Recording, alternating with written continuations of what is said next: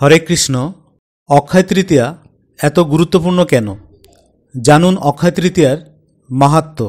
সনাতন সভ্যতায় বছরের অন্যতম গুরুত্বপূর্ণ দিন অক্ষয় তৃতীয়া। প্রতি বছর বৈশাখ মাসে শুক্লপক্ষের তৃতীয়া তিথিতে পালিত হয় অক্ষয় তৃতীয়া।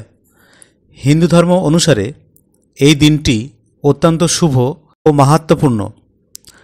এই দিনে যে কোনো শুভ কাজ করা যায়। এছাড়া কেনাকাটা করার জন্যও অক্ষয় তৃতীয়া অত্যন্ত শুভ দিন।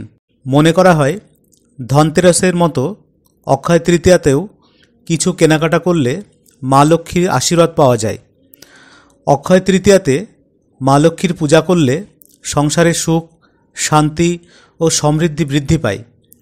প্রচলিত বিশ্বাস অনুসারে অক্ষয় তৃতীয়াতে যে কাজে হাত দেবেন তাতেই সাফল্য লাভ করবেন। অক্ষয় তৃতীয়া থেকেই নতুন যুগের সূচনা হয়। পৌরাণিক বিশ্বাস অনুসারে শ্রী বিষ্ণুর অন্যতম অবতার পরশুরাম অক্ষয় তৃতীয়ায় জন্মগ্রহণ করেন। আবার মহাভারতে উল্লেখ আছে যে অক্ষয় তৃতীয়া তিথিতেই যুধিষ্ঠিরকে অক্ষয় পাত্র দান করেছিলেন শ্রীকৃষ্ণ। এই অক্ষয় পাত্রের খাবার কখনো ফুরোয় না। এই পাত্র থেকেই দরিদ্র মানুষের খাবার বিতরণ করতেন যুধিষ্ঠির। সেই কারণে অক্ষয় তৃতীয়াতে দান করলে তার শুভফল লাভ করা সম্ভব হয়। অক্ষয় তৃতীয়া থেকেই ত্রেতা যুগের সূচনা হয়। এই শুভ দিনেই মর্তে আগমন হয় দেবী গঙ্গার। এই দিনের আরও অনেক মাহাত্ম্য রয়েছে।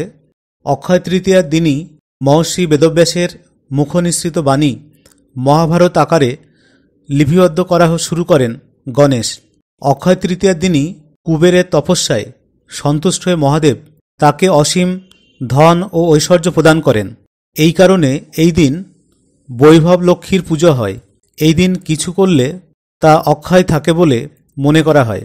অক্ষয় তৃতীয়াতে পুরীতে জগন্নাথের রথযাত্রার রথ নির্মাণ শুরু হয়। এই দিনেই ত্রেতা যুগ শেষ ও দাপর যুগ শুরু হয়েছিল। অক্ষয় তৃতীয়ার দিনই হস্তিনাপুরের রাজসভায় দ্রৌপদীর বস্ত্রহরণের চেষ্টা করেছিলেন দুঃশাসন। দ্রৌপদীর প্রার্থনায় সাড়া দিয়ে অদৃশ্য হয়ে রাজসভায় প্রবেশ করে তাকে অনন্ত বস্ত্র প্রদান করেন শ্রীকৃষ্ণ।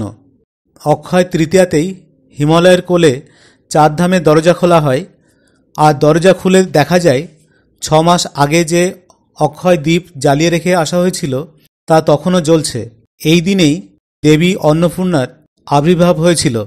অক্ষয় তৃতীয়াতেই শ্রীকৃষ্ণের সঙ্গে দেখা হয় বাল্যসখা সুদামার।